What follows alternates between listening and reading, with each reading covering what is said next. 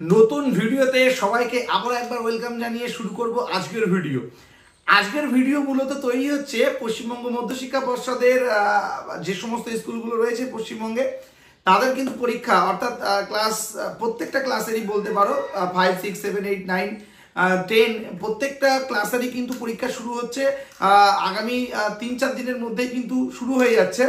তো আমরা আজকের ভিডিওতে ক্লাস 8-এ যারা পাঠরত অর্থাৎ তোমরা অষ্টম শ্রেণীর যারা ছাত্রছাত্রী রয়েছে তাদের জন্য আমরা প্রোভাইড করব বিজ্ঞান এনভায়রনমেন্ট অ্যান্ড সায়েন্স অর্থাৎ আমার বিজ্ঞান ও পরিবেশ, সেখান থেকে সেকেন্ড সামেটিভ স্পেশাল কোয়েশ্চেনগুলো একটু তোমাদের সাথে আমরা আলোচনা করব।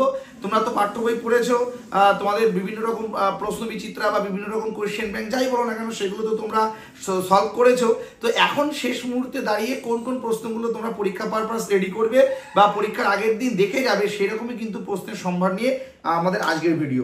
তো চলো তোমাদেরকে প্রথমে একটুখানি বলে দিই যে কোন কোন চ্যাপ্টার রয়েছে তোমাদের। আমরা কিন্তু এটা পশ্চিমবঙ্গ মধ্যশিক্ষা পর্ষদের দেওয়া যে সিলেবাস সেটার উপর বেস করে কিন্তু সাজেশনটা আমরা তৈরি করেছি। আর কোনো কোনো স্কুলের বিভিন্ন পণ্ডিত ব্যক্তিরা থাকেন, তারা তো আবার বিভিন্ন রকমভাবে সিলেবাস নিজেরা তৈরি করেন, তো তাদের সাথে কিন্তু মিলবে না, আগে থেকেই বলছি, ঠিক আছে? তো কি কি রয়েছে একটু বলি আমাদের আজকের ভিডিওতে। তোমাদের রয়েছে তাপ 1.3 যেটা তোমাদের পরীক্ষায় থাকবে। আচ্ছা, তাপের পরে যদি আমি চলে যাই তাহলে আমি দেখতে পাবো তাপের পরে যেটা রয়েছে একটু বলি রাসায়নিক বিক্রিয়া অর্থাৎ 2.3। আচ্ছা, এরপর যেটা তোমাদের জন্য রেখেছি তড়িতের রাসায়নিক প্রভাব 2.4। আচ্ছা, আর রয়েছে প্রাকৃতিক ঘটনা ও তার বিশ্লেষণ অধ্যায় 5। আচ্ছা, আর এর সাথে যেটা রয়েছে সেটা হচ্ছে তোমাদের একটা বিজ্ঞানের একটা চ্যাপ্টার রয়েছে, সেটা একটু বলি বিজ্ঞানের চ্যাপ্টারটা। আচ্ছা, বিজ্ঞানের চ্যাপ্টারটা রয়েছে মানুষের খাদ্য ও খাদ্য উৎপাদন অষ্টম অধ্যায়। তো এই তোমাদের টোটাল এই চ্যাপ্টারগুলোর উপর বেস করে কিন্তু তোমাদের সেকেন্ড সামেটিভ পরীক্ষাটা হচ্ছে। তো তার জন্য তোমরা কোন কোন জিনিসগুলো দেখে যাবে সেগুলো তোমাদের সাথে শেয়ার করছি, তোমরা একটু একটু করে দেখার চেষ্টা করো।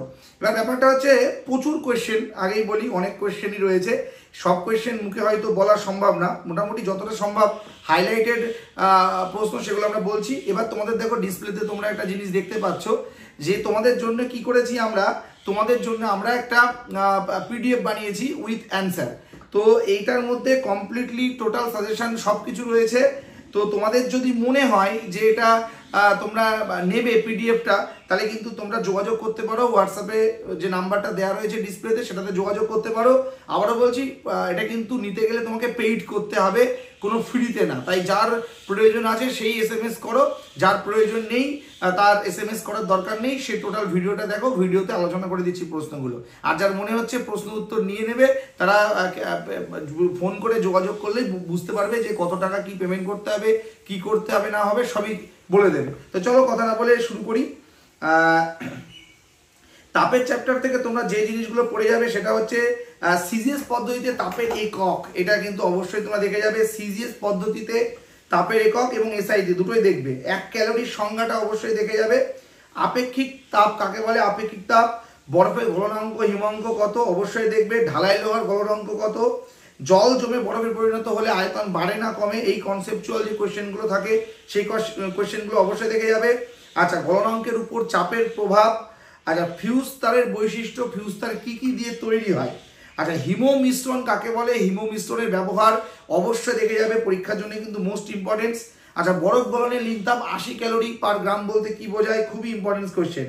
বাষ্পনের হার কোন কোন বিষয়ের উপর নির্ভর করে। তারপরে গরমকালে ঘামে ভেজা শরীরে ফ্যানের নিচে দাঁড়ালে কেন ঠান্ডা বোধ হয়, লিনতাপ তুমি জানো। গ্রীষ্মকালে কুকুর জিভ বার করে হাঁপায় কেন, বা হাতে স্পিড বা ইথার ঢাললে ঠান্ডা লাগে কেন, এই টাইপসের কোশ্চেনগুলো অবশ্যই দেখে যাবে। আর স্ফুটনাঙ্ক কাকে বলে, বিশুদ্ধ জলের স্ফুটনাঙ্ক কত অবশ্যই দেখবে। প্রেসার কুকারের কার্যনীতি এটা অবশ্যই দেখবে, প্রেসার কুকারের কার্যনীতি।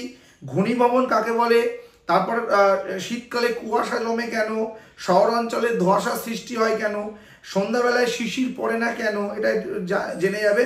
আচ্ছা, এরপর এস্কিমোদের তৈরি বরফের বাড়িগুলোকে কি বলা হয়। তারপরে সূর্য থেকে তাপ আমাদের যে আসে সেটা কোন পদ্ধতিতে আসে। আচ্ছা, তো এখান থেকে এই প্রশ্নগুলো তোমরা দেখে যাচ্ছ, অনেক প্রশ্ন কিন্তু আমরা নোটসে রেখেছি, যারা নোটসটা নেবে তারা বুঝতে পারবে। আচ্ছা, রাসায়নিক বিক্রিয়া থেকে তোমরা কিন্তু দেখে যাবে সালোক সংশ্লেষে কোন শক্তি থেকে কোন শক্তি রূপান্তর ঘটে, খাবার সোডার রাসায়নিক নাম এবং সংকেত, একটি জৈব দ্রাবকের নাম এবং সংকেত, অনেক ভালো ভালো কোয়েশ্চেন আছে এখানে। ক্যাটালিসিস কাকে বলা হয়, ঠিক আছে, অনুঘটক কাকে বলা হয় এগুলো দেখবে। অ্যামোনিয়ার শিল্প প্রস্তুতিতে অনুঘটক হিসেবে কি ব্যবহার করা হয়।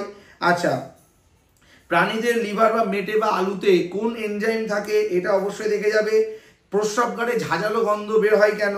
আচ্ছা, পোড়া চুনে জল দিলে এটি কি জাতীয় বিক্রিয়া, অর্থাৎ তাপমোচী বিক্রিয়ার এই কাকে বলে, উদাহরণ এগুলো কিন্তু একটুখানি দেখে যাবে। মরিচা পরীক্ষায় এসে বসে আছে, মরিচার রাসায়নিক নাম এবং সংকেত পরীক্ষায় এসে বসে আছে। আচ্ছা, তারপরে এখান থেকে একটা প্রশ্ন আসে, মরিচাকে মৃদু দহন বলা হয় কেন, আমাদের পিডিএফ এর মধ্যে কিন্তু অ্যান্সার থাকবে, দেখে নেবে। আচ্ছা, এরপর যেটা তোমাদেরকে বলবো যে মরিচা নিবারণের উপায় অবশ্যই দেখে যাবে। আচ্ছা, তড়িতের রাসায়নিক প্রভাব থেকে দেখে যাবে যেটা যে তড়িৎ বিশ্লেষণ প্রক্রিয়ায় যে পাত্র ব্যবহার করা হয় সেই পাত্রটির নাম কি, তড়িৎ বিশ্লেষণ প্রক্রিয়ায় কি ধরনের তড়িৎ ব্যবহার করা হয়, অর্থাৎ পরিবর্তী প্রবাহ নাকি সমপ্রবাহ, এসি না ডিসি, তোমরা সবাই যেন ডিসি কারেন্ট ব্যবহার করা হয়, তো এইগুলো অবশ্যই দেখে যাবে। আচ্ছা, এরপর এখান থেকে দেখবে তড়িৎ বিশ্লেষ্য পদার্থ, তড়িৎ অবিশ্লেষ্য পদার্থ কাকে বলে তাদের উদাহরণটা অবশ্যই দেখবে। আচ্ছা, তো এখান থেকে তো মোটামুটি বুঝতেই পারলে যে এই ধরনের যত কোশ্চেন আসে তড়িৎ পরিবাহী, অর্ধপরিবাহী সমস্ত কিছু দেখবে, অ্যানোড ক্যাথোড কাকে বলে এইগুলো একটু দেখে যাবে।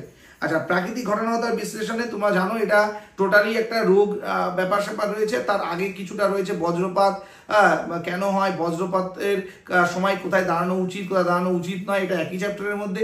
আর রোগ হিসাবে যেটা বলবো যে কলেরা রোগের জীবাণুর নাম কি, ইঁদুর থেকে মানবদের সংক্রমিত রোগের নাম কি এটা দেখে যাবে। বিশ্ব হেপাটাইটিস দিবস কবে পালিত হয়, কলকাতায় ডেঙ্গি প্রথম কোথায় কত সালে ধরা পড়ে, ঠিক আছে, আবির্ভাব ঘটে। বিশ্ব ম্যালেরিয়া দিবস কত সালে হয়, এইগুলো একটু দেখে যাবে। দমদম ফিভার কোন রোগের আর এক নাম, ঠিক আছে, তারপরে ম্যালেরিয়া রোগের বাহকের নাম, এগুলো অবশ্যই দেখবে। রেড প্লেগ কাকে বলে, প্রচুর কোয়েশ্চেন আছে এখানে, এইভাবে তো সব বলা সম্ভব না। ম্যালেরিয়া কথার অর্থ, এইগুলো হাইলাইটেড কোয়েশ্চেন, এগুলো একটুখানি তোমরা দেখে যাচ্ছ। আচ্ছা, এবার যদি বলি বড় প্রশ্ন কি দেখে যাবে এখান থেকে, বড় প্রশ্ন দেখে যাবে সাধারণ উৎস মহামারী কাকে বলে, সংক্রামক মহামারী কাকে বলে, পতঙ্গবাহিত দুটি মহামারীর নাম, এগুলো দেখবে। আচ্ছা, এবার জীবন বিজ্ঞানের যে চ্যাপ্টার রয়েছে মানুষের খাদ্য উৎপাদন, সেখান থেকে তোমরা কি কি দেখে যাচ্ছ, মেজর কাপ মাইনর কাপের পার্থক্য দেখে যাচ্ছ, নিবিড় মিশ্র চাষ কাকে বলে দেখে যাচ্ছ। তারপরে ব্যাটারি খাঁচা কি, ব্যাটারি খাঁচায় কিভাবে মুরগি প্রতিপালন করা হয়, মৌমাছির চাষ, বাক্স পদ্ধতি এটা দেখে যাবে। তারপর সিটার মুরগি নন সিটার মুরগি কাকে বলে তাদের উদাহরণ দেখে যাবে। এই জিনিসগুলো কিন্তু মাস্ট দেখতেই হবে। আচ্ছা, চা ছায়াতরু কাকে বলা হয়, চা কত প্রকারের চা পাওয়া যায়, চায়ের গুণাগুণ, ঠিক আছে, আম কোন আম আগে পশ্চিমবঙ্গে সর্বপ্রথম পেকে যায়, বা আমের জন্য কেমন আবহাওয়ার দরকার, আমের গুণাগুণ, এই টাইপসের প্রশ্ন যে কটা আছে তোমরা কিন্তু অবশ্যই দেখবে। আচ্ছা, এরপর যেটা দেখে যাবে যে জল সেচ কি, প্রাচীন যুগে কিভাবে জল সেচ করা হতো। আচ্ছা, কিভাবে আগাছা দমন করা হয় এগুলো দেখে যাবে, কয়েকটা আগাছার নাম অবশ্যই দেখবে। আচ্ছা, এরপর যেটা দেখবে স্টক ও শিয়ন কাকে বলে, পরীক্ষায় আসার খুব চান্স রয়েছে। স্টক ও শিয়ন, মেজর কাপ মাইনর কাপের বৈশিষ্ট্য অবশ্যই দেখবে। আর টিকা একটা দেখে যাবে, ফসলের জৈব দমন পদ্ধতি বা জৈবিক দমন পদ্ধতিটা দেখে যাচ্ছ। তো মোটামুটি বুঝতেই পারলে অনেক কিছু রয়েছে এই চ্যাপ্টারটা, এই মানে ক্লাস 8-এর এই পার্টটাই। তো তোমরা এই প্রশ্নগুলো একটু বেশি বেশি গুরুত্ব দাও। আর যারা পিডিএফ সংগ্রহ করছো তাদের তো আর সমস্যাই নেই, পিডিএফ এর মধ্যে অ্যান্সার করাই রয়েছে। তো বেস্ট অফ লাক, সবাইকে ভালো করে পরীক্ষা দিও, আর কেমন পরীক্ষা হলো সেটা অবশ্যই আমাদের জানিও।